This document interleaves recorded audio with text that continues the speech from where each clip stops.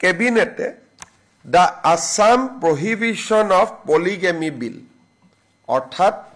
বহু বিবাহ বন্ধ কৰাৰ বাবে এখন বিধেয়ক বিধানসভাত অনাৰ বাবে অনুমোদন দিয়ে এই বিলখনৰ নাম হ'ব the Assam prohibition of polygamy bill 2025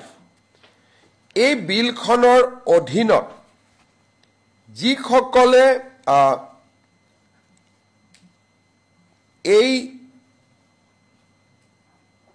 বিলখন পাৰিত হোৱাৰ পিছত যদি দ্বিতীয় বিবাহ কৰে বা তৃতীয় বিবাহ কৰে তেওঁলোকক 7 বছৰৰ বাবে জেলত সশ্ৰম কাৰাদণ্ড দিয়াৰ ব্যৱস্থা ৰখা হৈছে আৰু এই বিলখনত এই অফেন্সটো নন কগনাইজেবল অফেন্স কৰা হৈছে অৰ্থাৎ ইয়াৰ অধীনত এৰেষ্ট কৰিলে they will not get bail immediately 3 number এই বিলখন অনাৰ পিছত যিগৰাকী মহিলা বহু বিবাহৰ ভিকটিম হল এই ভিকটিম গৰাকীকো কম্পেনসেশন দিয়াৰ বাবে আমি এটা ফান্ড তৈয়াৰ কৰিম অৰ্থাৎ যিগৰাকী মহিলা ভিকটিম হল তেওঁ দ্বিতীয় বিবাহ কৰিলে হাজবেণ্ডক আমি জেলত লৈ গলো মহিলা গৰাকীৰ কি হ'ব বা নাজানি যদি দ্বিতীয় বিবাহ কৰিছে মহিলা গৰাকী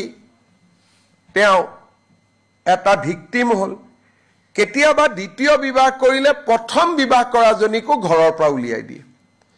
যাতে কোনো মহিলা ইয়াত ভিকটিম হ'ব নালাগে সেই কাৰণে মহিলা সকলৰ বাবে এটা আমি কম্পেনসেশনৰ বাবে এটা আমি ফান্ড তৈয়াৰ কৰিম পুৰুষজন জেলত যাব মহিলা গৰাকীয়ে চৰকাৰৰ পৰা যত প্ৰয়োজন হয় মহিলা গৰাকীয়ে চৰকাৰৰ পৰা কম্পেনসেশন পাব যাতে তেওঁৰ জীৱন নিৰ্বাহনৰ ক্ষেত্ৰত কোনো সমস্যা হ'ব নালাগে এই বিধেয়কখনো আমি অহা 25 নৱেম্বৰ সদনত উপস্থাপন কৰিম অৱশ্যে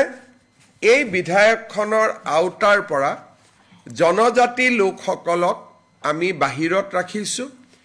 কাৰণ জনজাতি লোকসকলৰ কিছুমান কাষ্টমছ আছে তেওঁলোক এই বিলখনৰ অধীনত নাহিব আৰু ষষ্ঠ অনুসূচীৰ জিলাসমূহত